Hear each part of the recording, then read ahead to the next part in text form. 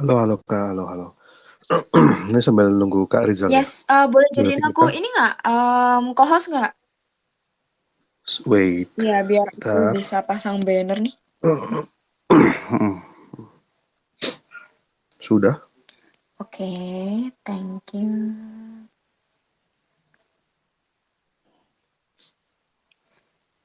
Itu ya buat teman-teman yang baru join, kita lagi menunggu sambil menunggu ya. Kita mulai sambil menunggu Kak Rizal ya. Jadi tetap pantengin aja terus.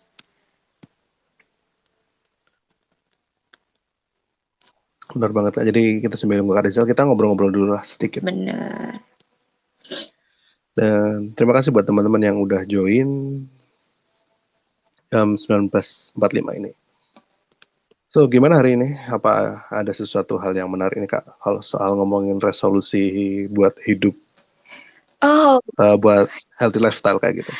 healthy lifestyle ya. Sebenarnya kalau aku sih masih kayak masih tahap goals ya, belum kayak ngebuat habits ataupun gimana-gimana. Jadi aku masih goalsnya tetap nurunin berat badan.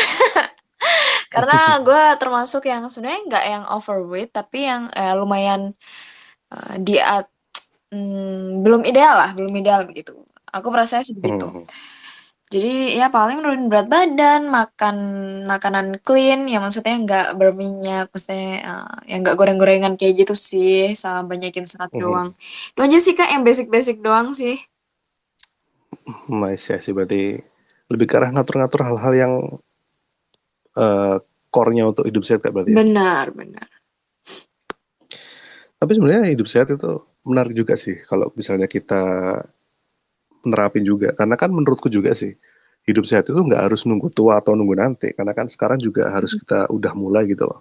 Benar malah kalau nunggu tua malah telat banget. Bener banget, malah nanti jadi repot Iya, sendiri kita. pot malah nantinya sakit-sakitan mulu. Gimana? Maksudnya mumpung lu bisa semangat gitu ya, lakuin aja gitu sih. Benar, selagi masih ada waktu, ada tenaga, kenapa harus nunda? Bener banget. Oke, sambil nunggu Kak Rizal dulu ya. Thank you buat teman-teman yang udah join. Yes. And Oke. also buat teman-teman yang nggak pengen ketinggalan ya serial Twitter Space kita ini, kita ada rekamannya, bisa dicek aja, bisa didengerin di situ. Hmm, Mhm. buat catch up gitu. Tapi Ya, temanya beda sih. Jadi kita ada dua tema ya Kak sebelumnya, ada benar-benar. mental health sama productivity. Dan itu seru-seru banget tuh ya percakapannya. Benar-benar.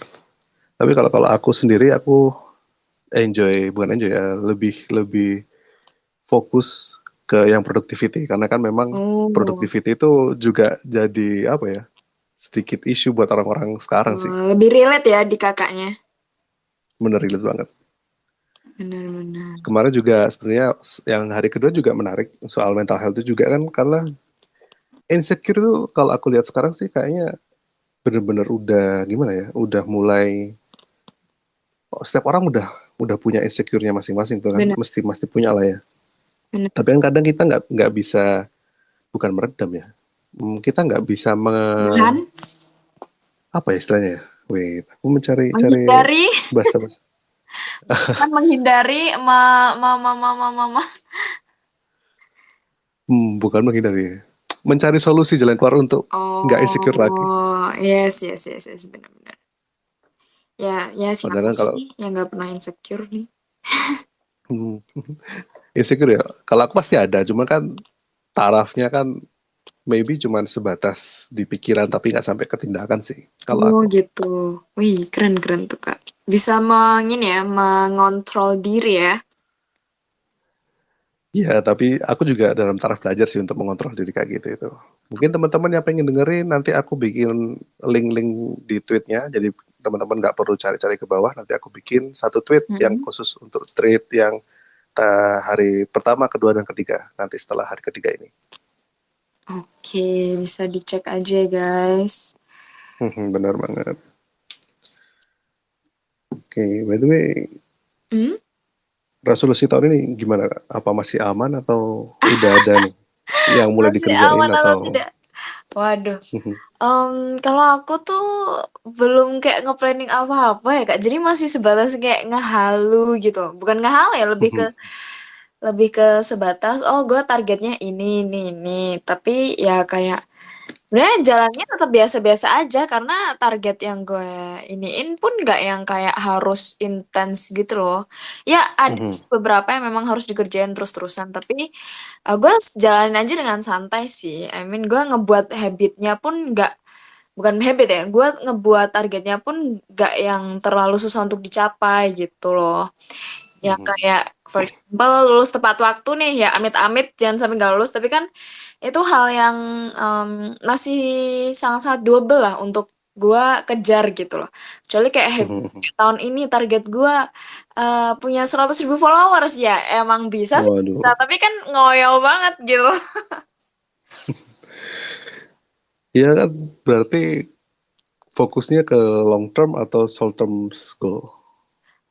Fokusnya untuk short term tapi nggak yang ngoyo-ngoyo banget sih Kak gitu. Mhm. Berarti masih masih di porsinya ya. Yes, yes, benar-benar. Oke. By the By the way, way yang hmm? mhm, By the way, silakan nanti dulu Kak. kita mau ada bagi-bagi apa sih Kak di Ini hari nanti akhir ini? Bedanya sama kemarin di apa tuh? kalau sekarang kita nanti udah penanya tercepat kita bakal bagiin satu Pome Optimum dan ACV. Jadi Oh, di akhir nanti siap-siap ya yang mau tanya ataupun sharing ke Kak Rizal, mm-mm. bolehlah langsung nanti request untuk raise hand to speak. Bener banget. Dan ini kesempatan banget ya buat teman-teman yang paling belum cobain kedua rasa ini atau belum cobain salah satunya gitu loh. Jadi kalian Mhm, bisa bener banget. coba nih yang paling tepat buat gue yang mana ya. Terus Mhm. kesukaan gue tuh rasa yang mana. Kayak sampai Kak Disha aja bilang loh, dia semangat bangun di pagi hari karena tahu dia akan makan pome. Tapi kalau saranku buat teman-teman yang pengen ngatur nafsu makan atau pola diet, bisa lah untuk konsumsi yang ACV. Tapi kalau teman-teman pengen biar nggak cepet ngedrop, imunnya tetap kejaga juga, bisa makan yang optimum gitu Kak. Iya, bisa disesuaiin aja lah ya. Mhm, bener. Tapi ini By the kita way, dapat mhm, kabar nih, Kak Rizal udah sampai begitu. Jadi mungkin kita mulai aja kali ya openingnya, Kak. boleh, boleh, boleh. Mungkin kita bentar-bentar. Ah ya, boleh. Kita mulai sekarang ya. Yes.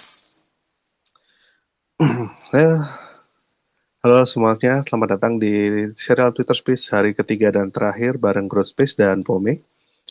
Kali ini kita bakal ada nih nanti Kak Rizaldo untuk join dan kita hari ini bakal ngebahas gimana caranya kita mulai jalanin healthy habits di 2023. Sebenarnya camping mulai ini ditujukan buat teman-teman supaya kita nanti bisa menjadi versi terbaik kita di 2023, bukan begitu Kak? Bener banget. Dan di setiap part nanti kemarin yang hari pertama kita ada Kak Elizabeth Guanto, hari kedua kemarin ada Kak Disharinda, dan sekarang ada Kak Rizaldo. Dan buat teman-teman yang mau dengerin, aku sampaikan lagi, nanti aku Pome bakal bikin tweet yang isinya semua rekaman space di hari pertama, kedua, dan ketiga. By the way, udah sampai di hari terakhir nih Kak. Wah, iya nih bentar lagi udah selesai. Kita harus So, sering-sering collab nih Kak sama Pome Growth Space. kayaknya begitu deh. Di selama 3 hari ini, kira-kira dapat insight apa aja nih? Kalau dari Kak Dewi sendiri. Dari aku. Wah, kalau diomongin sih bakal banyak banget ya. Tapi gue ini sih Kak, dapat beberapa enlightenment, cie, enlightenment kayak yang paling ngena itu di Kadi Syarinda yang ngomongin tentang em, lingkungan masa kecil, maksudnya trauma-trauma masa kecil yang ngebuat kita insecure gitu loh. Jadi gue nemuin kalau misalnya dulu nih Kak, kalau kita waktu kecil tuh dulu sering stres, itu gedenya kecenderungannya bisa insecure tuh Kak. Katanya gitu. Karena jadi makin hati-hati banget, saking hati-hatinya kan jadi takut mulu tuh ya. Jadinya ya begitulah. Sedih ya, Ya, agak. cuma kan ya itulah. Kadang kita juga harus melalui itu, karena kan itu memang juga proses kehidupan Iya. yang ya kita jalanin lah. Itu Bener-bener. What doesn't kill you makes you stronger. ya bener. Itu lagunya siapa berarti ya? Oh, nggak tahu ya. Oh, itu lagu, Gue saya itu inget lagu itu. nadanya, nggak inget lagunya. By Kak Rizaldo bagaimana Kak? Kak Rizaldo masih OTW nih katanya, maksudnya sudah sampai rumah, Mhm. terus mau langsung masuk. Coba aku invite dulu kali ya di sini. Boleh, boleh. Um, Sambil nunggu Kak Rizaldonya join, buat teman-teman yang pengen mulai jalanin healthy lifestyle, kita POME ada diskon 30% sampai nanti tanggal 8. Jadi diskonnya itu ada di semua platform e-commerce kita dan juga di TikTok Shop. Jadi buat teman-teman yang pengen nyobain atau beli POME buruan karena besok terakhir diskon 30% dari POME. Bener banget. Tuh guys, jarang-jarang nih. Manfaatin. Boleh buat teman-teman yang bener-bener pengen coba, kayak pengen coba-coba aja, boleh langsung aja beli ya di e-commerce-nya di banner di atas nih. Gue udah pasangin, tinggal klik aja nanti kalian kan kehubung ke official store-nya. Bener banget. Oke, gue coba invite dulu ya Kak Rizal. Hmm, Betulnya teman-teman kalau misalnya nanti mau tanya langsung aja request to speak karena nanti di akhir sesi kita langsung ACC buat teman-teman tanya dan bisa langsung dapat hadiahnya produk Pome ACV dan Oh, Optimo. bener itu Kak Rizaldo udah datang. Wah ini Kak Rizaldo, boleh aku invite to speak ya Kak? Invite to speak dulu, boleh di ACC Kak Rizaldo?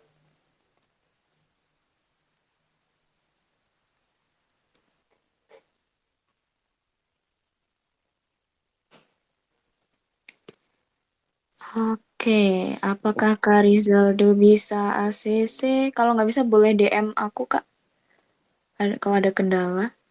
Tuh, kalau tidak Kak Rizal boleh Halo, selamat request to malam. speak juga. Wah, akhirnya. Halo, selamat malam Halo Kak. Akhirnya Kak, masuk aman-aman juga. ya. Akhirnya. Akhirnya. Setelah terjebak kemacetan Kak ya? Betul banget, bukan Mbak. Aku lupa kalau ini malam minggu ya, pantesan rame banget jalan raya. Iya. Sampai lupa hari loh ya. Iya, ya udah life happen jadi gitu. Benar-benar. Gimana kabar hari ini? Baik, Baik, baik. Mantap baik, baik, jiwa. baik. Kita pertama kali ya Kak ngobrol bareng di Twitter Space Iya, kayaknya. betul banget. Kita baru pertama kali. Hmm, Luar Perdana nih, biasa. perdana. Oke, maybe sebelum kita mulai kali ya Kak, Twitter Space-nya Kak Rizaldo boleh nih kenalan sama teman-teman di sini dulu. Oke, halo semua, selamat malam.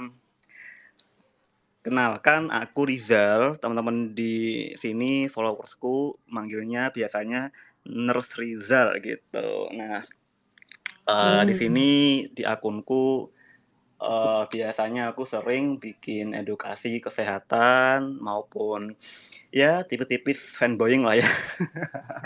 Fanboying K-pop gitu. Cuman nggak terlalu sebanyak kesehatanku, dan di sini tujuanku adalah untuk berbagi awareness soal kesehatan karena kan sedikit ya teman-teman kita yang paham mengenai basis ilmu-ilmu dasar kesehatan, perawatan, first aid dan lain-lain, sehingga harapannya dengan keberadaan konten edukasiku di sini teman-teman bisa belajar bareng ya, at least bisa nambah pengetahuan mengenai kesehatan sehingga ketika terjadi sesuatu di masa depan bisa ngerti harus gimana dan seperti apa begitu. Oh, bener banget tuh Kak. Ini dengar-dengar dan ku riset-riset Kak Rizal nih penggemarnya NCT ya ternyata. Iya bener banget. Wah Kak, ini Kak Debbie Kak Oke. atau kayaknya kita belum Kak perkenalan? Oh Debbie, ya, oh oh Kak Debbie. Oh iya gue belum kenalin, jadi lupa. Jadi kenalin ya Kak, aku Debbie. Di sini aku bareng Kak siapa nih dari Pome? Aku Wicak. Kak Wichat. Wicat. Oke, Kak Wicat, Iya, Kak Debbie. Halo, salam kenal. Salam kenal lagi ya kita. salam kenal Kak. Siap, siap. Oke. Nah, jadi mungkin kita mulai aja ya Kak ngomongin topik hari ini. Boleh. Jadi Kak, jadi orang-orang tuh sering ngomongin tentang gaya hidup sehat kayak lo harus diet, lo harus nge-gym, harus makan makanan apalah begitu. Nah, tapi sebenarnya apa sih Kak keuntungannya kita nerapin gaya hidup sehat ini dan apa aja yang termasuk dalam gaya hidup sehat gitu Kak Risa?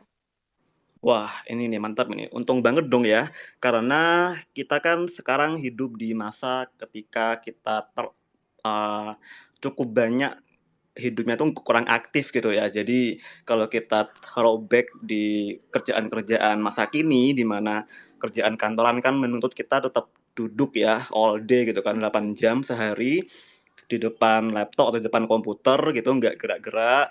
Dan itu merupakan gaya hidup sedanter. Dan juga kita tahu nih di sosial media pasti ada kelompok-kelompok, misalnya kaum-kaum rebahan gitu ya, atau ya kan, dan juga Benar. kayak mahasiswa ataupun pekerja kantoran yang mungkin sibuk banget sampai lupa pola makan, lupa makan, telat makan, bahkan buat sekedar olahraga pun juga kadang alasannya sibuk atau nggak ada waktu atau bahkan males gitu kan. Sehingga semua pola-pola hidup yang ada di zaman sekarang itu mengakibatkan pergeseran tren kesehatan di masa kini. Iya, Oh. kalau dulu kan penyakit-penyakit, tidak menular itu kan seringnya dialami oleh kaum-kaum, lansia atau mereka-mereka yang Hmm. di usia dewasa tua gitu kan. Namun tren saat ini justru banyak kalangan muda yang sudah mengalami atau terjangkit PTM atau penyakit tidak menular seperti hipertensi, lalu Oh. iya, darah tinggi, lalu gagal ginjal, bahkan ada yang sampai serangan jantung, diabetes dan sebagainya.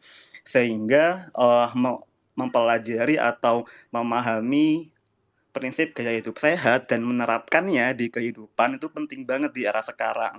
Yang Hmm. harapannya kita jangan sampai ya menjadi salah satu kelompok yang sudah memiliki atau menjadi ahlul penyakit tidak menular gitu kan nggak enak, itu bahkan memengaruhi produktivitas ya Ya. sehari-hari gitu. Jadi penting banget nih buat ngerti dan menerapkan gaya hidup sehat nih Kak Devi. Oke, wah ini aku bener-bener baru tahu loh karena ya aku nggak keep up with the statistik ataupun artikelnya ya Kak. Mhm. Jadi terjadi pergeseran tren kesehatan ya karena gaya hidup begitu ya, Iya, yang betul banget. menjadikan penyakit yang sebenarnya itu biasanya diidap oleh kaum-kaum yang sudah renta, lansia itu malah jadi kitanya malah kena juga yang masih muda-muda gini. Jadi bukannya em, trennya menjadi lebih baik tapi malah deteriorating begitu.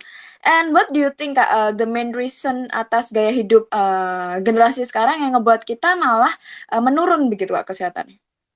Nah, iya bener Kak Debbie. Jadi di RS sekarang ini tuh banyak banget pasien-pasien, HD ya, hemodialisa, Hmm? cuci darah tuh yang masih 20-an tahun. Terus ada juga yang kena diabetes di Aduh. usia juga 20-an tahun. Itu kan, eee, suatu fenomena yang luar biasa ya, bahwa kok sudah seperti ini padahal kan di tahun 2000 berapa saya lupa, beberapa tahun ke depan kita ini Indonesia, bakalan punya bonus demografi di mana jumlah kelompok produktif atau usia itu lebih banyak dibandingkan dengan kelompok usia yang lain. Tapi dengan ancaman tren ini Oh, jadi masalah. Kenapa? Karena jika oke. sampai ini tidak tertangani gitu kan, nanti kita terancam banyak usia produktif yang mengalami penyakit tidak menular. Itu bakal memengaruhi, banyak hal ya, banyak aspek ya, nggak cuma secara individu, namun juga secara komunitas. Nah, penyebabnya apa? Ya tadi itu, yaitu gaya hidup sedanter. Kalau definisinya gaya hidup sedanter adalah, eee, jadi aktivitasnya tuh rendah banget ya. Kita kan, ngitungnya itu seluruh aktivitas di luar jam tidur, itu keluaran kalorinya itu rendah banget. Kalau kita ya ini ada hitungannya namun nggak akan aku sampaikan karena ribet.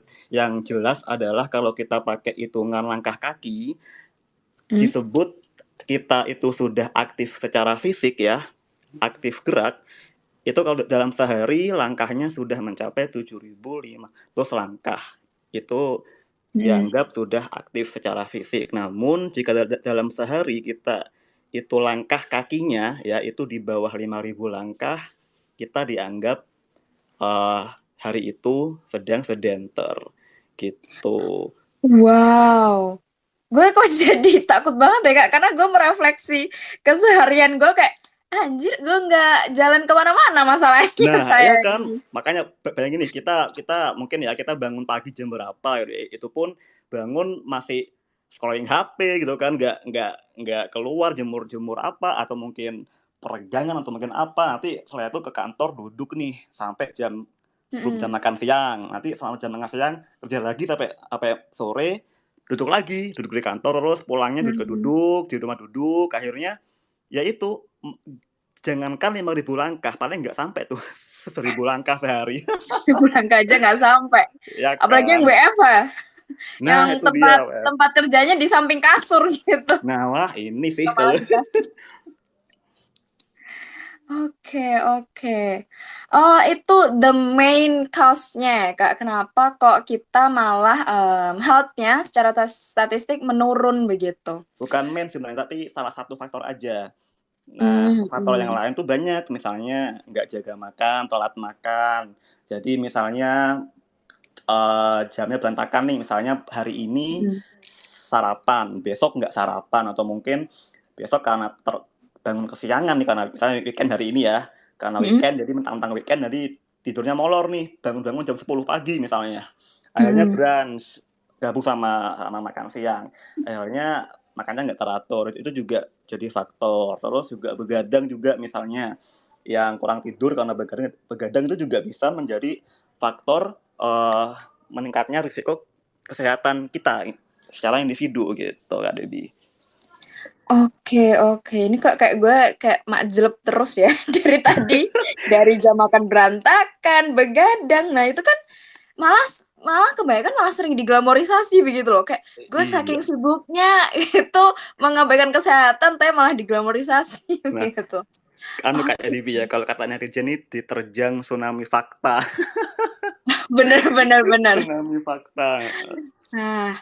Nah, berarti banyak dong ya Kak habit-habit yang mungkin kita anggap sepele tapi sebenarnya sangat-sangat berpengaruh gitu loh sama kesehatan kita begitu. Betul banget. Oke. Nah, terus Kak, aku pengen tanya nih, sebenarnya ada nggak sih tren-tren kayak makanan yang kayak boba, terus kayak kopi kayak gitu yang aneh-aneh begitu Kak, bisa mengakibatkan bahaya begitu loh bagi kesehatan buat teman-teman yang suka jajan sana sini begitu. Iya, tentu saja ya Kak Debbie ya. Karena ini tuh sudah sering saya sampaikan di Twitter ya, bahwa kita ini sebaiknya ya, seharusnya sebelum kita makan sesuatu, kita ini seenggaknya minimal lah ya, at least ngerti apa yang kita makan. Nah, kalau di Kemenkes itu ada panduan isi piringku ya. Di sana itu dibagi porsinya, karbo berapa, protein berapa gitu kan. Teman-teman bisa cari sini di Google ya tentang isi piringku. Nah, itu juga termasuk semua makanan yang teman-teman makan di luar rumah. Misalnya beli misalnya beli makanan fast food atau apa di luar gitu kan, atau mungkin makan bakso di pinggir jalan, makan mie ayam di pinggir jalan gitu kan. Itu kan kita nggak ngerti ya kandungan itu apa gitu, atau mungkin seperti boba tadi, misalnya minuman manis seperti boba atau apa gitu kan, yang di lidah sangat manis banget, kita kan nggak tahu nih beberapa takaran gula di dalam satu kemasan. Nah, justru yang unik adalah kita ini relatif atau cenderung lebih aman kalau kita makan makanan kemasan di minimarket, karena di sana tuh jelas ada informasi nilai gizinya gitu kan ya, dan dengan mengetahui itu kita bisa mengatur kita bakal beli apa gitu kan. Kalau misalnya di Gitu. belakang kemasan kan ketahuan nih natriumnya berapa, gulanya berapa gitu kan. Nah, dengan mengetahui itu kita bisa mengendalikan. Nah, yang menjadi masalah adalah nggak banyak yang mencantumkan itu di setiap produk-produk makanannya yang kita beli di luar, dan itu yang menjadi masalah karena bisa bisa jadi teman-teman nggak sadar telah memasukkan misalnya gula yang melebihi batas harian. Padahal menurut Kemenkes asupan gula kita itu dalam sehari kan hanya 50 gram ya. Nah, kalau teman-teman Kecil itu ya? iya dikit banget. Kalau teman-teman perhatikan kalau misalnya nih ada mie instan tertentu atau mungkin Yakult deh, aduh nyebut merek nih, atau mungkin yogurt deh, misalnya itu ternyata jumlah kalorinya itu jumlah gulanya itu tinggi banget, aku lupa berapa. Nah kalau teman-teman nggak sadar dan keterusan mengonsumsi itu lama-lama kan jadi penumpukan gula tuh di dalam tubuh ya, akhirnya lambat laun jadi diabetes. Nah itu yang menjadi faktor-faktor risiko kenapa banyak kalangan muda yang kena penyakit tidak menular gitu Kak Debbie. Oke, wow. Berarti jika pengen nih Kak melakukan gaya hidup sehat, kita harus benar-benar nge-track dong ya, apa yang masuk dan apa yang kita lakuin gitu loh.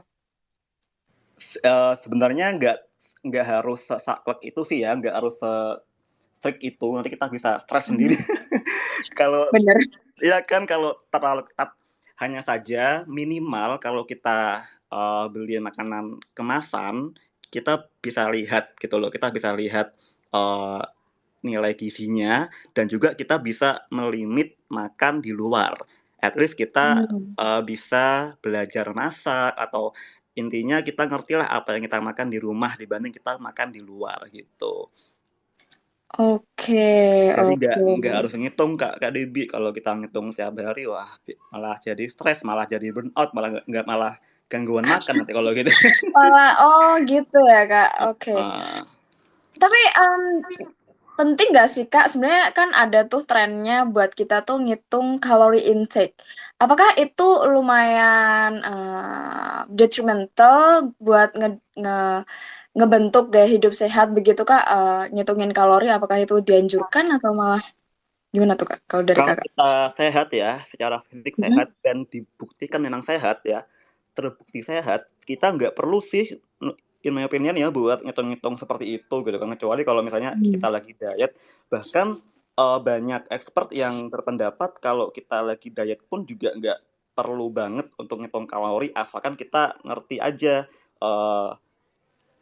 seimbang antara yang kita makan dengan yang kita keluarkan. Itu aja kalau mau diet. Nah, kecuali kalau memang lagi sakit tertentu yang memang oleh ahli gizi dibutuhkan untuk ngitung kalori, itu bisa. Nanti pasti ahli gizi bakal ngajarin gimana cara ngitung. Misalnya seperti penderita diabetes atau penderita gagal jantung dan sebagainya, itu pasti perlu buat ngitung kalori dan memperhatikan jenis makanan yang dimakan. Kalau kita sehat, in my opinion sih nggak perlu sih kita terlalu sampai ngitung, meskipun memang lebih baik seperti itu. Oke, jadi sebenarnya nggak perlu, yang penting ya dalam batas wajar ya. Betul. Makanannya begitu. Oke. Jadi tadi kan kita ngomongin tentang anak muda yang zaman sekarang yang lumayan kayak abai walaupun atas hal-hal yang dilakukan kan atas dasar kesehatan gitu. Nah Kak, apa sih hal-hal yang menandakan gitu loh kesehatan kita menurun Kak sebagai kaum muda nih? Kadang tuh biasanya kaum muda tuh keluhannya kayak sakit punggung ataupun merasa lemas banget, pengennya tidur seharian. Tuh ada nggak sih Kak yang bisa nandain kita kayak udah mulai nggak sehat gitu? Kalau kata netizen tuh gitu, remaja jompo. Benar. Pemuda jompo gitu kan, masih muda kok sudah boyoan Aku nih atau termasuknya. iya, atau sudah ngerasa jompo. Sebenarnya tanda-tanda itu gini, badan ini sebenarnya bisa loh berkomunikasi dengan kita gitu kan, meskipun caranya nggak kayak ngobrol kan ya, serem ya kalau misalnya tiba-tiba jantung ngomong, aku lagi sakit hati nih ya kan aneh.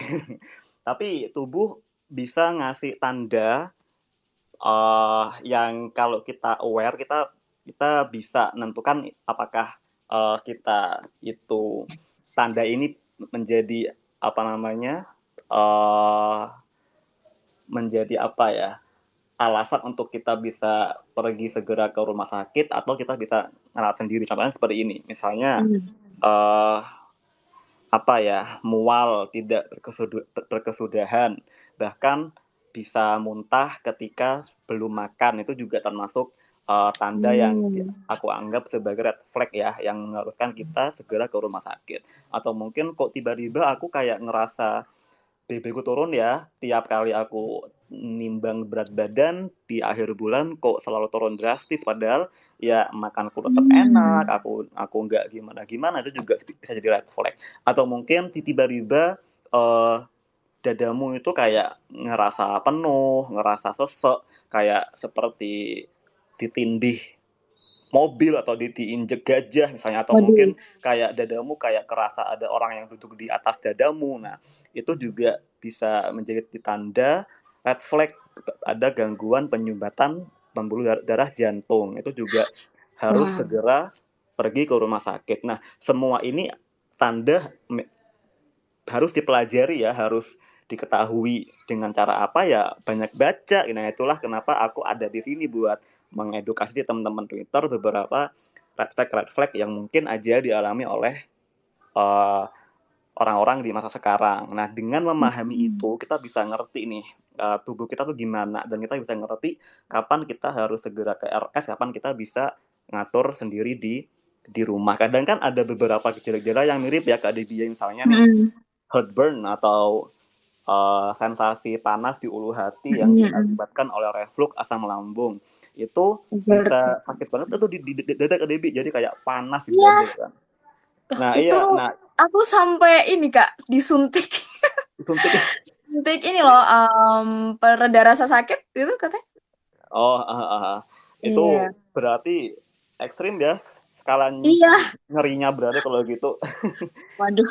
Nah, kayak itu juga kadang bisa nyaru ya atau mirip dengan tanda gejala serangan jantung. Nah, kalau misalnya teman-teman nggak Mhm. bisa bedain nih jenis-jenis nyeri dada, teman-teman bakal bingung dan kadang itu ada gini Kak, jadi ada kasus di mana orang itu habis makan ya, dia itu kayak apa, ngerasa mual gitu kan, mual terus keringet dingin dan dada ini kayak sesek banget ya, napas susah, buat gerak susah. Nah, si orang ini nih, dia ini nggak tahu dia kenapa dan dianggapnya hanya masuk angin biasa. Akhirnya sama Wow. keluarganya itu diurut, dipijit. Kalau kita nih ngomongnya dikerok lah kalau di Jawa ya, Mhm. dikerok.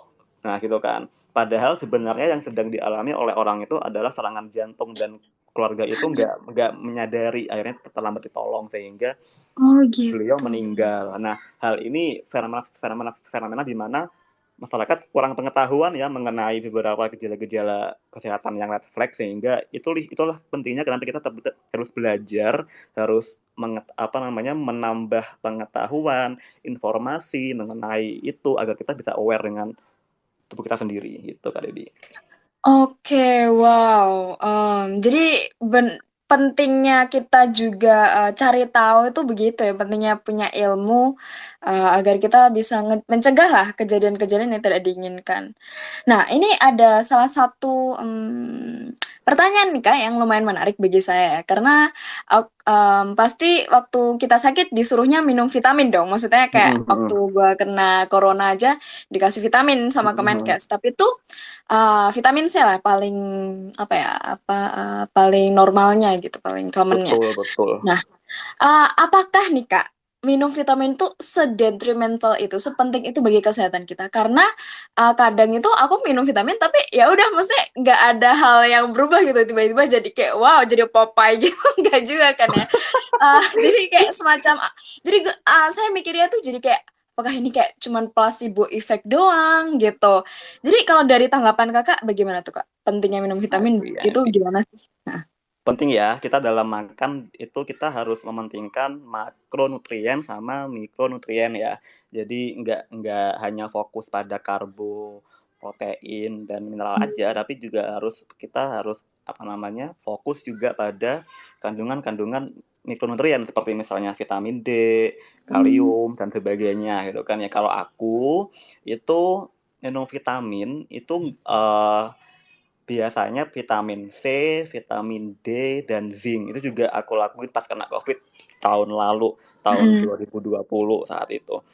Jadi aku tuh beli vitamin itu aja, itu bebas sih mau beli produk apa aja, yang penting ada vitamin C, vitamin D dan zinc-nya. Contohnya kalau aku nih ada ini kadang kan kalau makan vitamin tuh kayak apa ya? Bosan nggak sih kalau tablet doang? Kayak apa tablet isap atau apa kan? Benar-benar Iya yang kan kayak kadang pengen yang lupa juga bentuk kadang. lain, iya gak? Iya kan bentuk lain gitu kan. Nah aku tuh pernah nyoba yang apa namanya bentuknya itu kayak gummy apa ya istilahnya? Permen gitu ya. Permen iya Punya. permen Heeh. kunyah apa permen kunyah iya permen kunyah Mm-mm. gummy ya kayak Yupi gitu enggak sih kayak Yupi. Mm-mm. Nah itu aku nyobanya pomade. Nah ini untung ada pomade di sini. Nah itu tuh saat aku baca ya di informasi nilai gizinya itu ternyata memang ada loh vitamin C, D sama zinc-nya. Bahkan vitamin D-nya itu 600 IU. Wah luar biasa ini. Kalau aku Wah, sih iya aku biasanya makannya 1000 IU. Itu pun nggak tiap hari. Nah itu enak Kak Debi. Aduh rasanya juga kan ketagihan ya. iya nggak ketagihan sih maksudnya apa ya ada variasi gitu kan saat minum vitamin nggak hanya tipe apa sih namanya tuh tipe kalau dicemplungin di air kayak apa sih namanya Des. effervescent. Iya itu. Nah, jadi teman-teman bisa coba beberapa variasi kayak pomade dan yang lain-lain.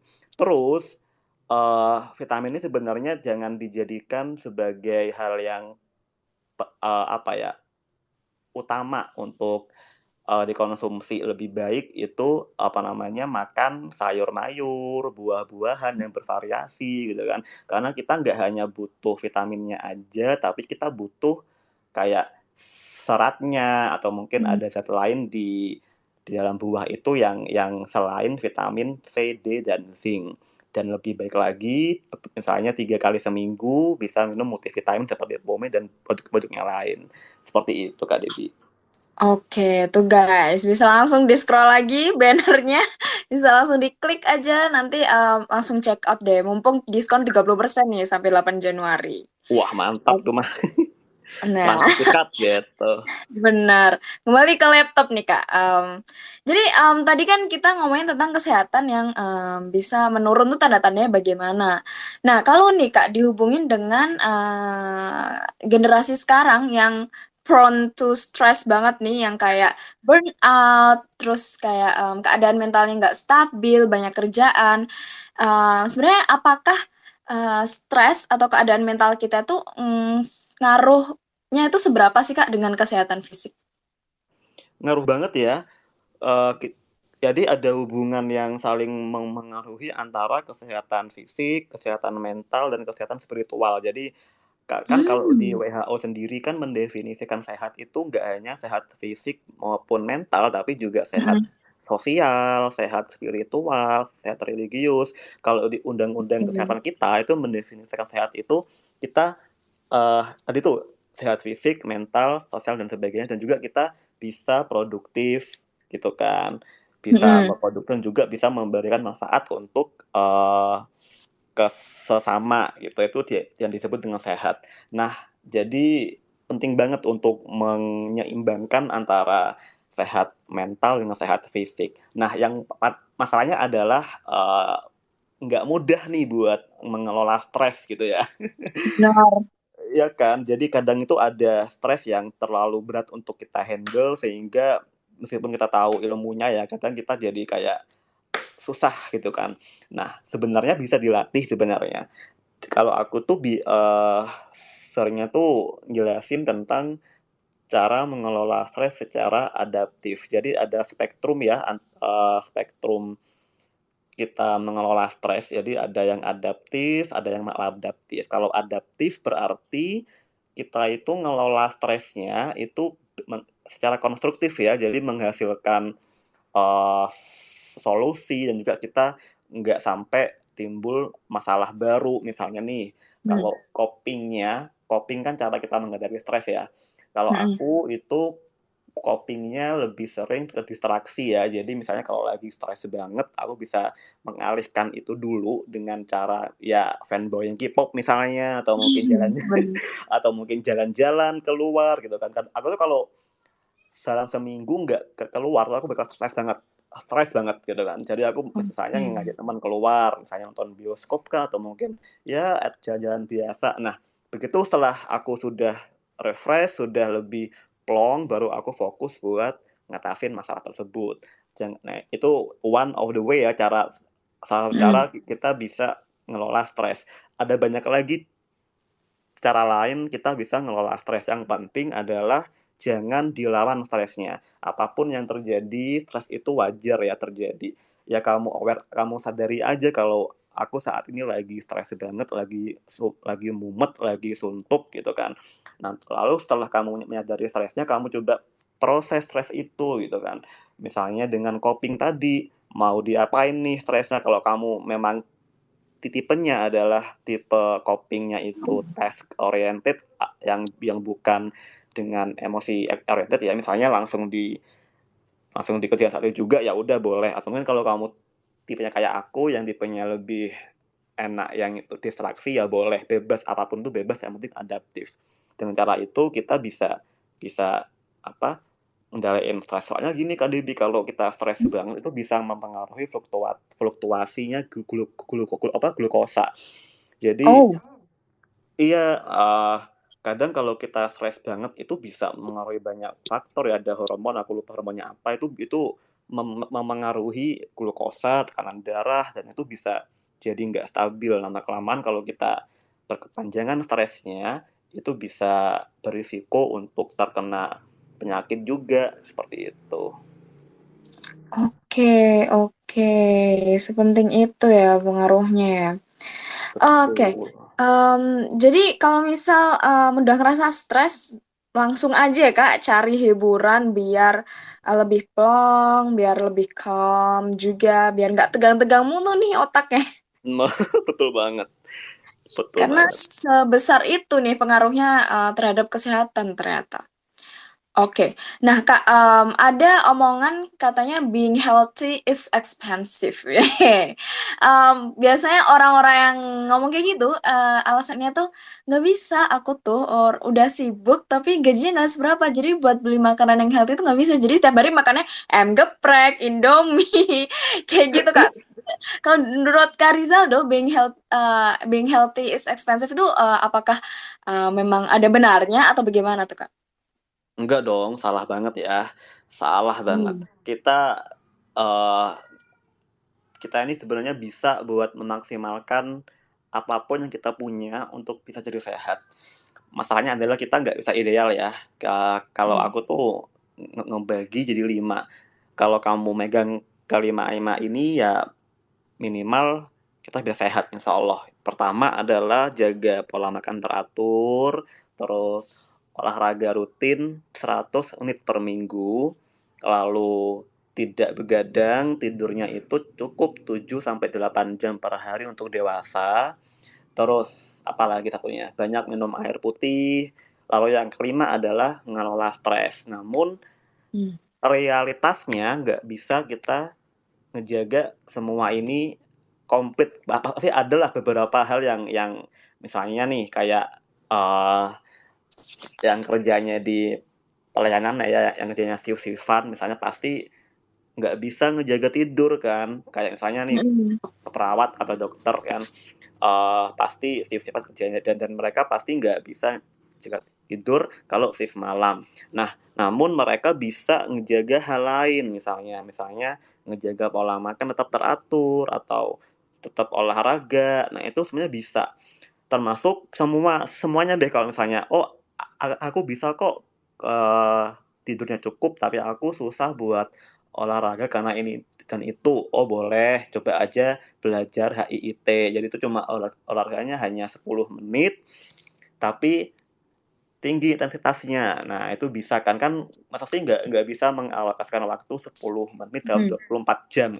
Atau mungkin Aku nggak bisa makan yang misalnya kayak yang penuh, sayur atau buah-buahan. Oke, nggak masalah.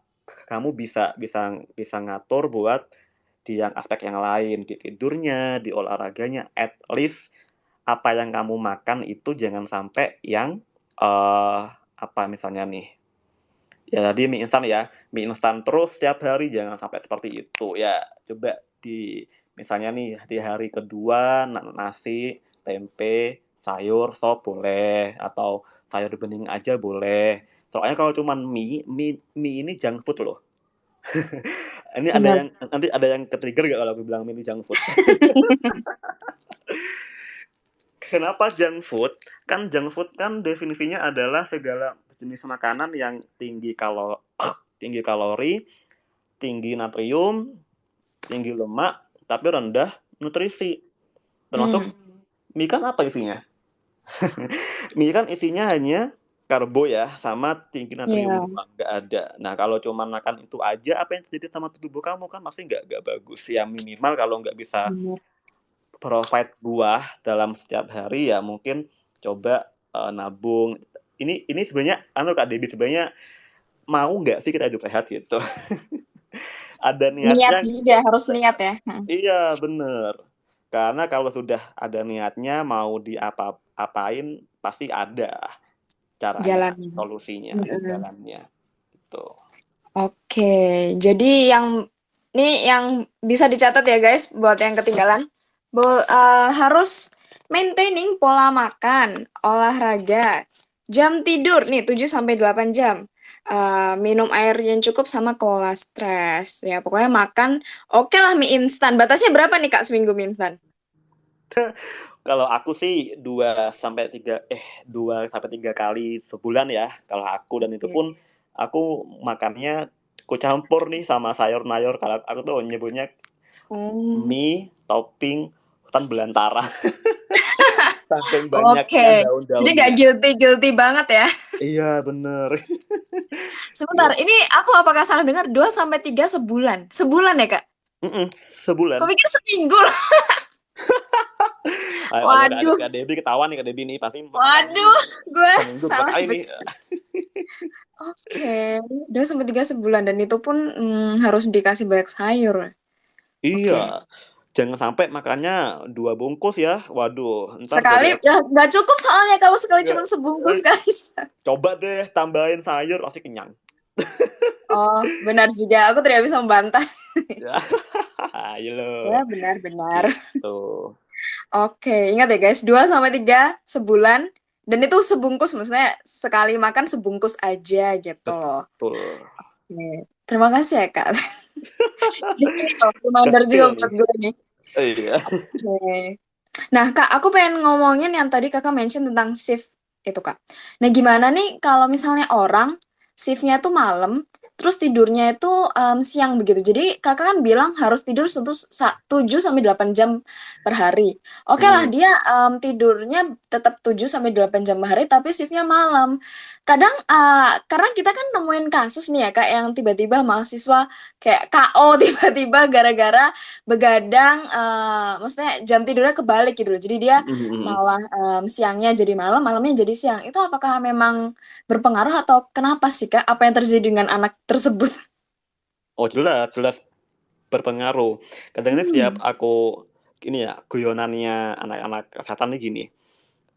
Kita kita ngoceh kesana kemari tentang pentingnya tidur cukup ya, tapi Hmm? kitanya sendiri tidurnya berantakan ya gara-gara shift gitu kan. Bener. Nah, iya, jadi kayak aneh, ya nggak aneh sebenarnya. Jadi teman-teman jangan niru gaya hidupnya nakes, tapi apa namanya, lakukanlah apa yang dinasihatkan oleh nakes gitu. Jadi intinya, ya sudah, ya apa boleh buat ya, kalau kerjaanmu shift-shift-an, masa mau resign gara-gara pengen hidup sehat, kan nggak mungkin. Hmm. Kan nggak mungkin ya. Jadi, kalau aku tuh ngatasinnya, kalau aku shift malam ya, pakai, napping management. Jadi manajemen istirahat sebentar, nap gitu ya. Kalau kami, itu selama kondisi pasiennya tidak buruk ya, atau yang tidak membutuhkan monitor secara kontinu gitu kan, yang itu pasti kalau itu terjadi kita nggak akan tidur nih, kita seharian semalaman melek terus gitu ya. Kalau misalnya kondisinya aman ya, nggak perlu monitoring, kita terapin itu napping management. Jadi misalnya kita bagi kelompok nih dua-dua, yang 2 tidur dulu selama 2 jam, misalnya setelah kita selesai ngasih obat, selesai ngatur tetesan infus, baru kita yang 2 orang boleh tidur dulu selama 2 jam, nanti jam 1 bangun gantian ke tim yang lain gitu. Yang penting jangan sampai ada yang tidur selama jaga.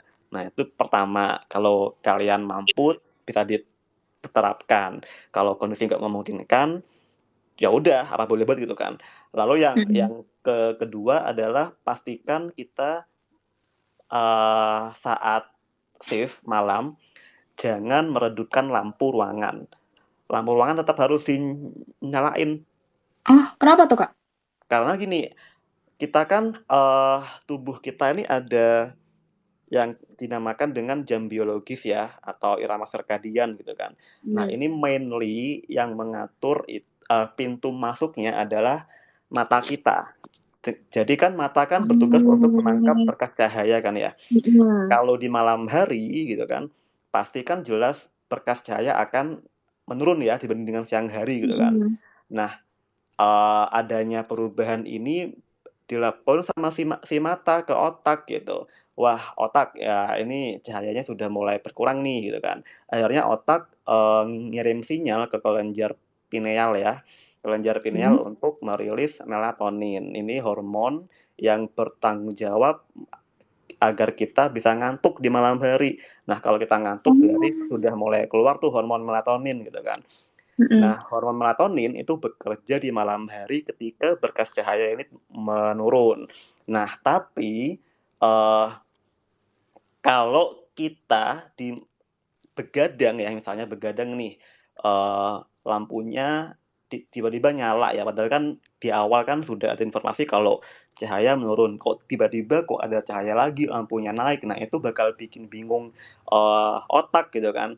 Akhirnya hormon melatonin yang tadinya yang harusnya diproduksi itu jadi terhambat karena tiba-tiba ada cahaya. Nah, ini yang akhirnya menyebabkan hormon stres atau kortisol itu diproduksi. Nah, nanti bakal jadi kacau. Nah, pada shift malam karena kita ini mau nggak mau harus melek ya, kan kita kayak mengelabui otak gitu, mengelabui otak seakan-akan ini belum malam gitu loh, belum malam. Jadi kita tetap mengekspos mata dengan cahaya seakan-akan masih siang gitu. Nah, dengan cara ini otak nggak akan bingung karena otak akan merasa bahwa ini masih belum malam. Nah, itu terus dilakukan saat pagi. Nah, begitu kamu OTW pulang gitu kan pasti pagi bakal ada matahari ya. Pas kamu pulang ke rumah dan mau tidur, ya jadikan lingkungan gelap banget. Jadi jangan sampai kamu membiarkan cahaya masuk, seakan-akan hari sudah malam. Nah, ini namanya modifikasi lingkungan. Jadi intinya kayak mengelabui otak lah buat ngira bahwa hari itu sesuai dengan irama sirkadian. Jadi nggak sampai kacau banget lah seperti itu. Kalau diredupin nanti bakal bingung otak ini tuh malam atau siang sih. Jadinya bakal riwah di dalam tubuh gitu. Oh gitu penjelasannya.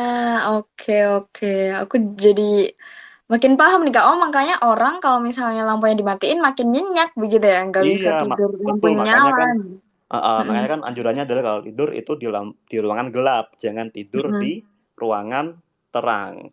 Karena pasti bakal bikin kacau kan tubuh gitu. Nah, itu baru satu aspek Kak Debbie. Kan kita kan fokusnya adalah gimana caranya tidurmu itu nggak sampai terlalu rusak gitu kan dengan modifikasi lingkungan gitu. Maka ketika kamu sadar bahwa tidurmu nggak bisa ditolong misalnya ya karena shift kan misalnya, maka kamu maksimalkan 4 poin yang lain kayak pola makan teratur, olahraga, air minum dan sebagainya gitu. Oke. Jadi buat teman-teman jangan coba-coba ikut kebiasaannya nakes ya. Karena mungkin alasannya gini, makin malam makin terinspirasi begitu Kak Rizal. Oh, iya sih, kadang kan ada orang yang ngerasa bahwa, aku ini kok Kak, kalau malam Awal. lebih seger ya, lebih konsentrasi kalau aku kerja di Iya. malam hari gitu kan ya. Nah, Mm-mm. gini Kak Debi, itu perlu dicek itu. Nah, kamu itu sebenarnya lebih konsentrasi di malam karena lebih sunyi atau memang gara-gara malamnya nih? Kalau kamu memang gara-gara suasana sunyi, berarti bukan masalah malam atau siang, tapi masalah Mm-mm. tempat aja gitu. Mm-mm. Nah, kalau kayak gitu mending cari aja tempat yang lebih sunyi di siang hari, sehingga kamu nggak sampai mengorbankan jam tidur kamu gitu. Oke, oke. Boleh nih, gue sekalian ngecek juga nih. Ini juga orang yang suka lebih semangatnya kalau malam tuh kok makin semangat ya gue gitu. Oke, oke. Nah, ini Kak pertanyaan terakhir nih sebelum kita masuk ke Q&A ya. Berarti reminder lagi buat teman-teman yang pengen tanya langsung aja request to speak dari sekarang juga boleh. Jadi nanti aku langsung ACC. Nah, ini Kak, kita kan yang tadi Kakak bilang gak hidup sedenter, yang 9 to 5. Nah, bisa nggak sih Kak caranya, gimana sih caranya pekerja kantoran yang kerjanya 9 to 5 itu maintaining healthy habits? Gimana tuh Kak? Oke, karena saya sekarang sudah nggak lagi di RS ya, sekarang saya kan Mm-mm. kerjanya di kantor juga ngurusin Mm-mm. naskah-naskah textbook Mm-mm. keperawatan, kedokteran gitu kan. Jadi juga jadi orang kantor lagi gitu kan. Ini jadi Mm-mm. aku berbagi nih ke teman-teman caranya gimana. Kalau saya sendiri karena pasti duduk kan ya, pasti duduk. Jadi jam 8 sampai jam 5 kalau aku nih ya. Jam 8 nih Kak Debi sampai jam Wah, 5. lebih pagi lagi. Iya, itu pasti duduk tuh. Nah, caraku adalah agar tetap tercapai nih minimal 7.500 langkah per hari gitu. Meskipun nggak sampai ke sana ya, karena susah banget ya. Mm-mm. Adalah ya udah bangun lebih pagi pertama. Misalnya bangun jam 5 nih. Setelah itu habis sholat subuh, ngaji dan sebagainya, minum air hangat. Kalau aku ya minum air hangat, aku biasanya minum Mm. minum jahe kali Bi, air jahe, air Oh, madu gitu kan. Nah, setelah selesai minum itu, setengah jam kemudian aku olahraga di rumah, jadi home workout gitu. Olahraga, kalau nggak sempet ya ganti ke sorenya sepulang kerja.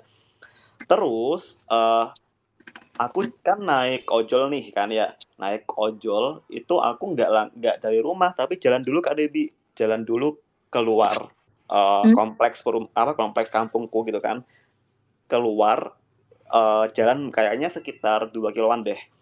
Jalan, nah di situ aku baru pesan Grab, pesan ojol gitu. Jadi intinya aku jalan dulu lah, nggak nggak langsung di depan rumah.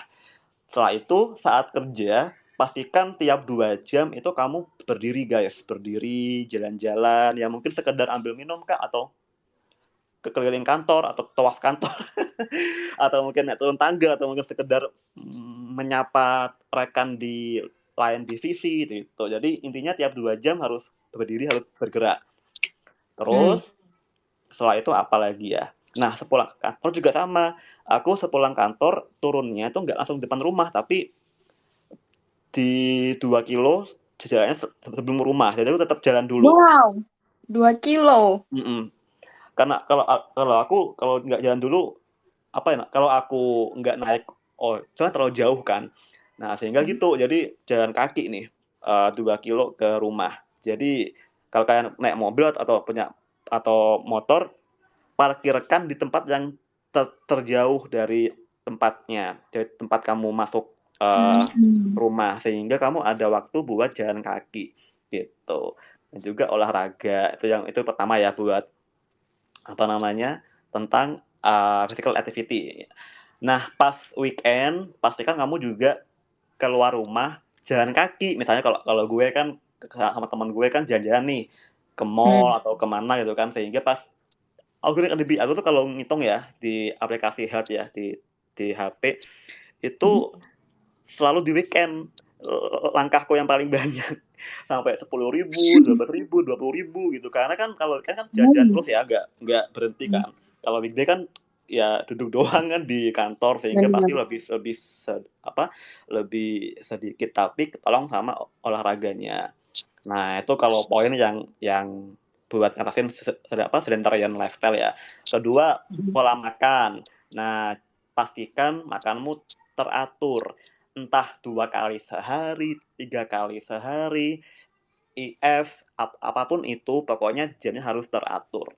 Misalnya kamu nih, 12 jam atau 16 jam, ya udah jam makannya tetap sama tiap hari. Atau kalau puasa sunnah boleh juga bebas. Yang Hmm. penting jamnya sama. Atau kamu makan 3 kali sehari juga tetap gitu sama. Jam sarapanmu sama, jam lunchmu sama, jam dinnermu sama gitu. Jadi jangan sampai telat makan. Terus apalagi nih, tidur misalnya, kalau kamu tim-tim yang sering lembur atau mungkin tim-tim yang, kerjanya itu banyak, beban kerjanya banyak sampai akhirnya mau nggak mau harus begadang, coba diganti nih, misalnya kamu tidurnya lebih awal, bangunnya lebih pagi. Nah, ketika bangunnya lebih pagi, kamu di situ lanjut kerjanya gitu. Misal nih, tidur jam 9, bangun jam 2 misalnya atau jam 3. Bangun jam 3 langsung kerja. Itu lebih baik daripada kamu begadang. Oh, mending Gitu. gitu. Iya, mending dituker gitu Kak Debbie. Terus juga minum air nih. Ya, coba dibiasakan ya, soalnya jangan sampai mumpung kita bisa minum air lah gitu. Karena kan kalau kita Benar. terkena ginjal, kita nggak bisa nih minum air lagi. Ya bisa cuman dibatasin gitu. Jadi dicabut nih nikmat minum airnya gara-gara kena Ah. ginjal. Makanya itu dia. Gitu sih Kak Debbie tipsnya. Oke, oke. Itu ya guys, boleh dicatat nih kalau yang misalnya ketinggalan bisa diulang aja sih rekamannya ini karena penting banget nih buat ke masa depan kita guys. Betul banget guys, harus. Oke, gue juga kayak oke, habis ini aku akan mulai gaya hidup sehat begitu. Semoga nggak sampai diomongan doang ya, amin. Mm-mm. Oke, nah ini udah masuk ke Q&A mungkin dari Kak Wicak. Ada yang mau disampaikan Kak Wicak? Cukup itu ya, membuat tenggelam di lautan fakta yang sangat menyedihkan ya. Diterjang tsunami fakta ya Kak. Iya bener, Sehat. jadi benar-benar tertampar lah buat teman-teman yang hidupnya berantakan dan tidak sehat. Tertabok udah. Iya bener banget, bener banget. By the way, boleh tanya nggak sebelum kita ke Q&A? Boleh dong. Yuk, cus. Oke. Ya, seberapa penting sih kalau misalnya kita katakanlah diet itu intinya apa sih Kak, kalau kita ngomongin diet itu Apa? sebenarnya? Apa? Kalau Suaranya kita agak ngomongin, putus nih oh suaranya. Jadi sorry, sorry, soalnya agak pilek aku. oh, waduh pilek nih teman-teman. Semoga cepat sembuh ya Kak Wicat. Iya, ya thank you, thank you. By the way, ini Oke. Kak, sebenarnya inti dari diet itu apa sih? Karena kan kebanyakan orang sekarang itu cuma diet doang, tapi nggak ada olahraganya sama sekali. Oh, diet. Haha. Oke. Nah, gini Kak Wicat. Aku juga sering nih banyak di DM atau di mention sama teman-teman ya di Twitter, Kak, gimana caranya naikin BB atau nurunin BB gitu kan. Jawabanku selalu sama, jaga jaga makan sama olahraga. Kadang dijawab nih, lah bukannya olahraga itu justru bikin BB turun ya? Enggak sama sekali. Tergantung dia kamu tujuannya apa. Misalnya kalau dietmu adalah untuk nurunin BB atau ngurangi massa lemak tubuh gitu kan. Ya pasti harusnya defisit kalori ya. Makannya gitu-gitu. Kalau misalnya buat naikin BB ya pasti surplus kalori. Teman-teman sudah paham gak ya tentang itu? Tentang Devkal, Subkal gitu kan. Nah, terus selain itu juga tetap harus olahraga karena eh olahraga ini penting agar kita ini nggak numpuk, kan gini ya Kak Icat ya, kalau kita terlalu banyak makan misalnya, energi yang tidak tidak terpakai oleh tubuh, itu akan langsung dicadangkan di lemak. Nah yang paling banyak ini, eee yang paling pertama tempat cadang itu adalah di perut. Kalau teman-teman kalau misalnya nih saat ngaca di cermin ya, kalau kalian itu perutnya buncit atau membesar tapi nggak diikuti oleh lemak, misalnya di tangan tetap kurus tapi yang gede cuman perut doang, itu tanda bahwa kamu mengalami obes central, itu yang bahaya. Makanya kenapa olahraga tetap penting dalam diet. Nah terus buat naikin BB, olahraga ini tujuannya adalah untuk ningkatin massa otot, Kak Wicak. Jadi kan yang memengaruhi BB kan ada di massa otot, cairan, sama lemak ya. Nah kita ngatur 3 ini gitu. Terus jangan sampai dalam sebulan turun lebih dari 4 kilo atau 3 kilo. Karena kalau lebih dari itu, jangan-jangan yang hilang di tubuhmu tuh bukan lemak, tapi air. Nah ini yang malah berbahaya. Karena kan kadang nih aku resah ya, ada beberapa konten kreator yang bikin konten itu tentang diet itu nyaranin buat turun BB sampai 7 kilo, 8 kilo sebulan. Waduh, ini bahaya banget ini, karena kan WHO kan nyaraninnya nggak sebanyak itu. Takutnya nanti yang turun malah bukan lemak, tapi itu cairan tubuh gitu. I see. Gitu. Sebentar Kak, tadi yang perutnya gede tapi lengannya kurus itu tadi obesitas apa Kak? Saya perlu mencatat. Obesitas sentral. Nah, sentral, oke. Ya, itu justru lebih berbahaya dibanding dengan obesitas umum. Waduh. Ayo, teman-teman nih ada kayak gitu nggak? Yang perutnya buncit tapi keseluruhan body nggak tampak obes, tapi yang gede malah perutnya, gitu. Itu yang berbahaya. Lebih berbahaya dibanding obes biasa. Jangan sampai ya, teman-teman harus olahraga gitu, rutin. Amit. Oke. Thank you banget Kak Rizaldo. Ini thank you ya Kak Richard sudah ditanyakan, gue jadi lumayan ini nih, jadi dapat banyak insight lagi nih. Oke, yuk guys, mana ini request to speak-nya. Tadi ada nih, tapi kok jadi hilang lagi nih. Silakan request to speak aja. 2 penanya tercepat loh ini ya. Dapat 2 produk langsung ya Kak, Pome ACV dan Pome Optimon nih guys, buat kesempatan kalian buat nyobain produknya Pome. Kapan lagi? Gratis loh. Jadi nanti ada dapat Pome ACV dan Optimon untuk 2 orang, masing-masing 1. Oke. Jadi dapat 2 hadiah yang berbeda sekarang. Langsung aja di request to speak. Request aja guys. Kalau gue jadi audiens, gue langsung request. Tapi sayangnya saya jadi moderator. Nah, itu udah. Oke, ada nih dari Kak Gak Gitu Fat. Oke. Waduh. Gak gitu, Kak Gak Gitu. Halo Kak. Tadi aku dapat notif loh Kak Debbie. Dapat notif kalau koneksinya host agak bermasalah. Oh iya? Wah. Waduh. Iya. Dikabarin ya kalau aku ini masalah lagi. Oke. Boleh Kak Gak Gitu Fat, silakan langsung unmute saja. Halo, Kakak? Boleh langsung unmute? Oke.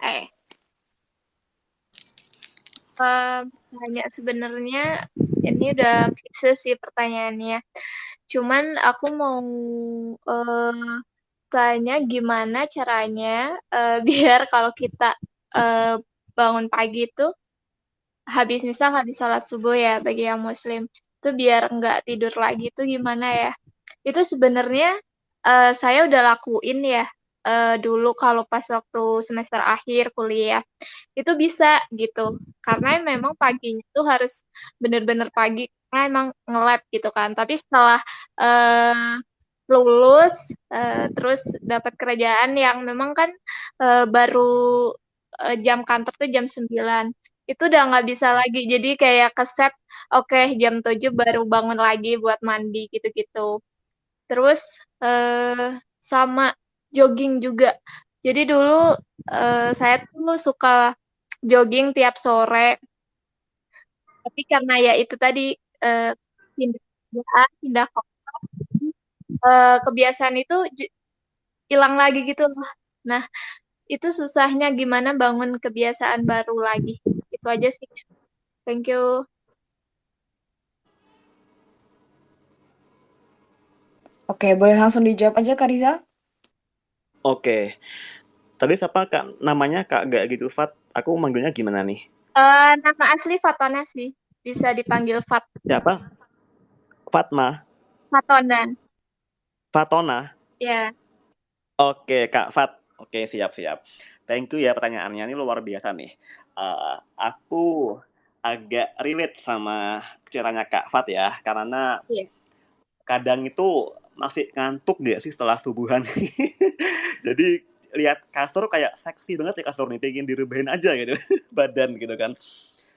Sebenarnya gini, kita ini kalau misalnya setelah bangun tidur kita masih ngantuk, artinya kita masih kurang tidur gitu. Jadi meskipun kadang nih ada yang bilang gini Kak Fat, aku ini sudah kok sudah tidur 8 jam, 7 jam, tapi kenapa kok masih ngantuk ya? Kok di pagi hari itu kayak masih ngerasa lemes, ngerasa kurang konsen, ngerasa pengen tidur aja gitulah istilahnya.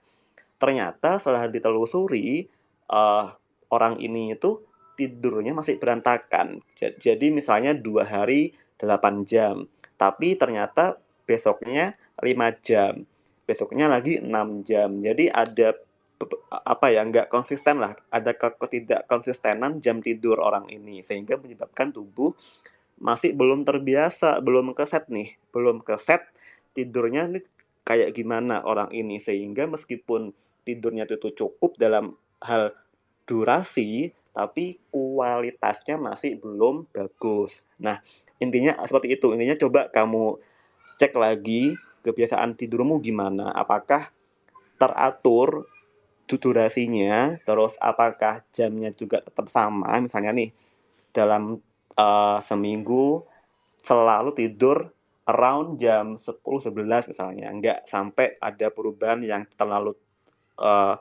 besar ya jam tidurnya. Itu bisa memengaruhi. Kalau kamu sudah coba ngatasin itu dalam minimal seminggu atau 2 minggu lah ya, buat membiasakan tidur teratur, insya Allah kamu bisa nggak lagi mengalami sensasi ngantuk di pagi hari, dan ketika kamu bangun tidur kamu lebih seger gitu. Nah, itu gitu Kak Fat. Jadi coba diatur dulu jam tidurnya.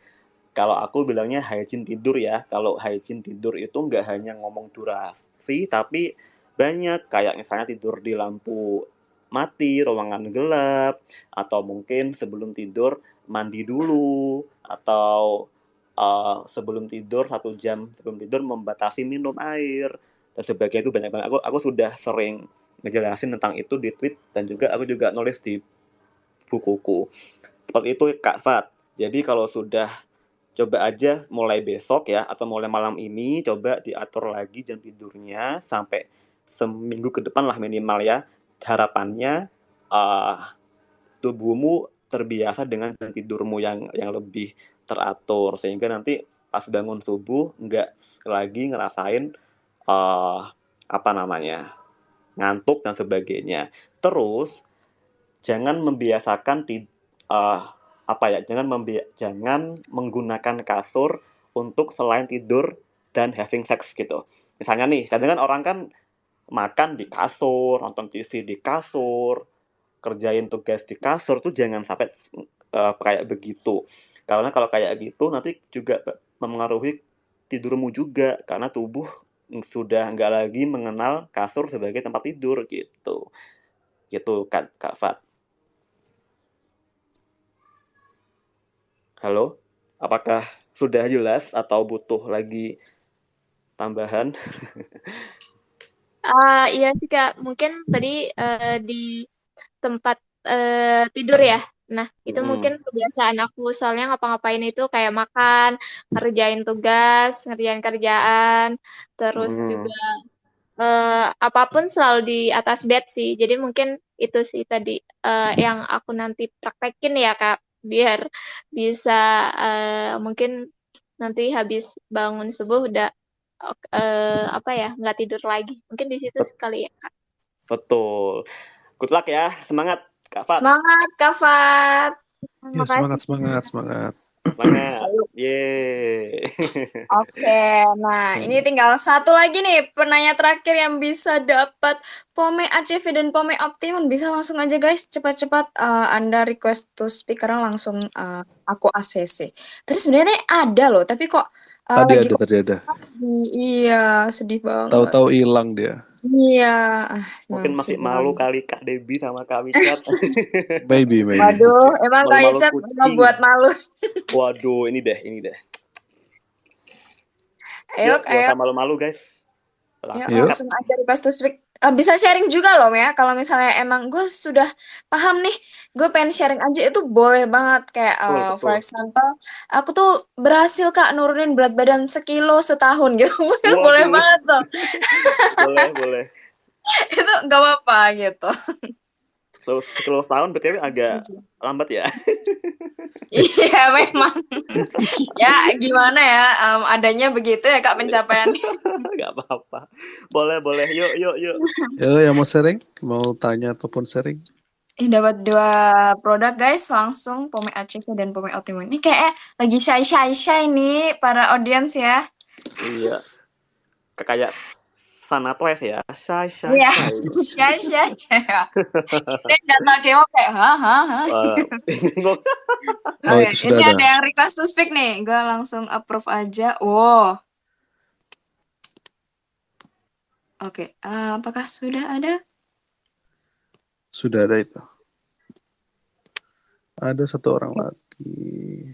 Ada Lili. Ada Kak Lili juga.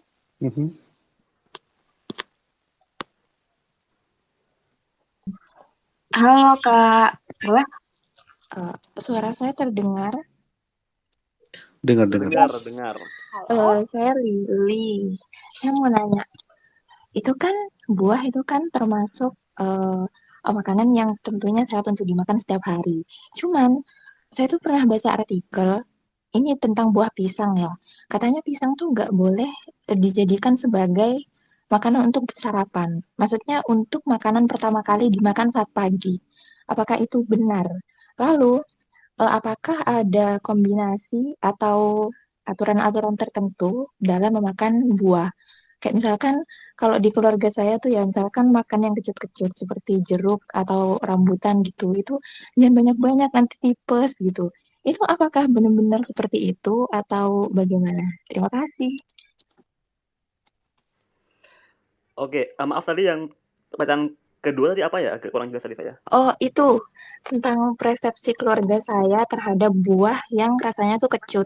Kayak misalkan jeruk atau rambutan, nanas. Nah, itu jangan banyak-banyak, nanti bisa tipes gitu. Apakah benar-benar memiliki korelasi gitu antara buah yang kecut dengan tipes? Saya kalau baca di artikel, soalnya tuh nggak terlalu nyambung. Begitu. I see. Makasih. Langsungkah Kak Debbie atau gimana? Boleh langsung aja Kak dijawab. Oke, mengenai pisang ya. Pisang ini bagus loh buat di tubuh kita karena mengandung tinggi kalium atau potasium.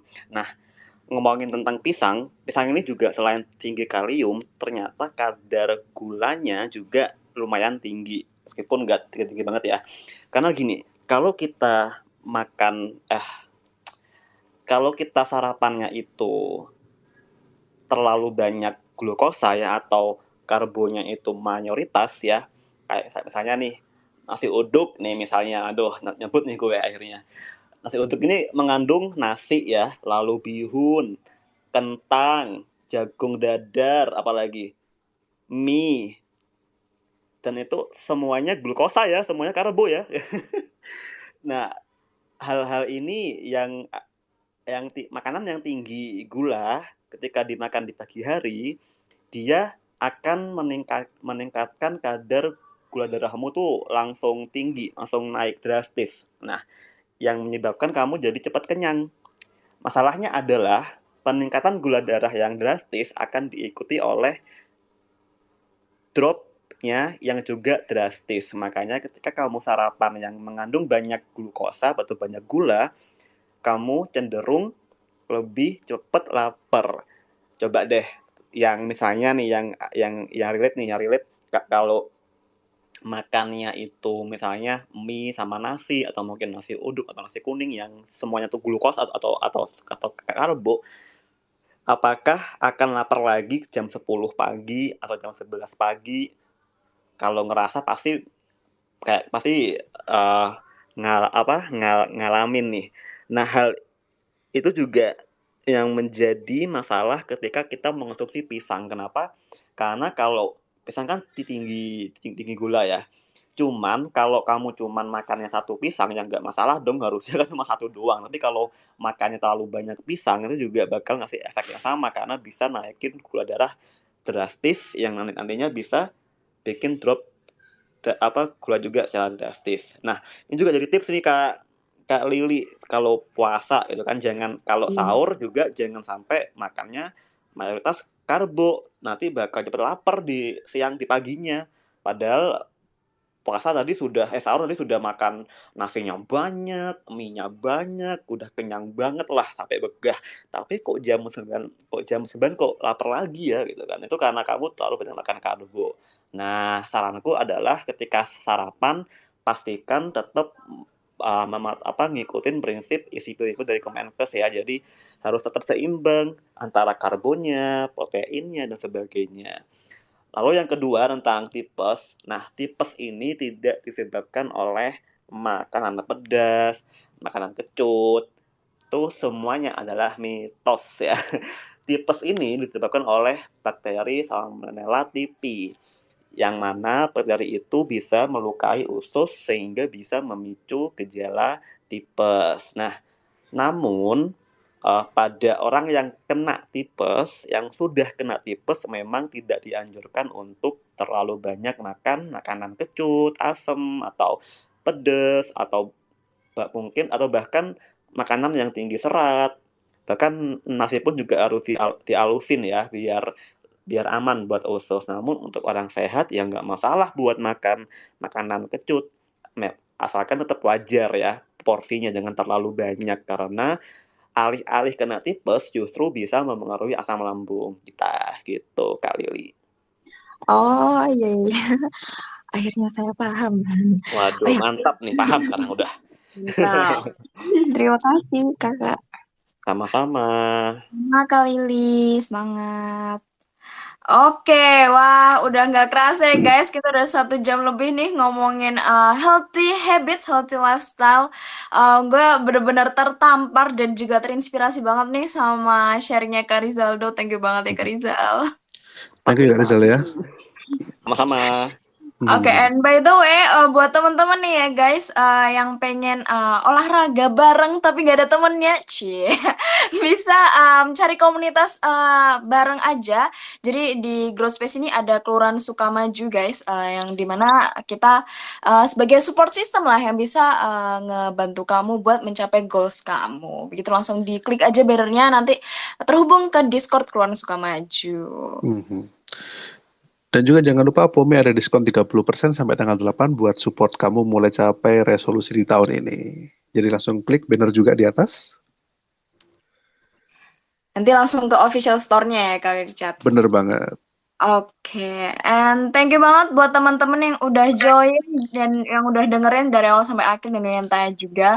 Thank you juga Kak Rizaldo again atas sharingnya, sangat-sangat membuka pikiran banget, eye opening gitu. And sayang sekali ya guys, serial Twitter Space mulai berakhir sampai di sini. Nantiin terus updatean dari Pome dan juga Growth Space karena mungkin kita collab lagi kali ya Kak. Maybe bisa juga kita collab lagi. Yes. Mantap, boleh aku tunggu nih kapan kita collab lagi. boleh. Pantengin aja di Twitternya sama di IG-nya. Oke, and maybe Kak Wicak, ada yang mau disampaikan lagi, Kak? Oh iya, ada lagi. Buat teman-teman tadi yang udah tanya dan untuk Kak Gitu Fat sama Kak Lili bisa langsung DM alamat untuk penerima juga ke Twitternya Pome. Dan juga buat teman-teman yang pengen dengerin lagi Twitter Space di hari pertama, kedua, dan ketiga, bisa nanti aku bikinin thread Twitter untuk rekaman semua ketiga hari itu tersebut. Dan juga jangan lupa jadi versi terbaik kalian di tahun ini. Wow. Mantap.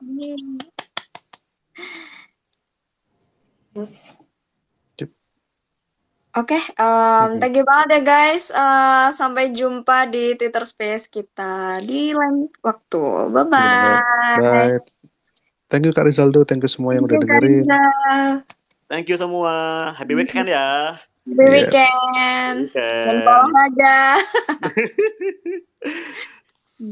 Ya, thank you. Aku izin live ya. Yap. Yes, bye-bye Kak.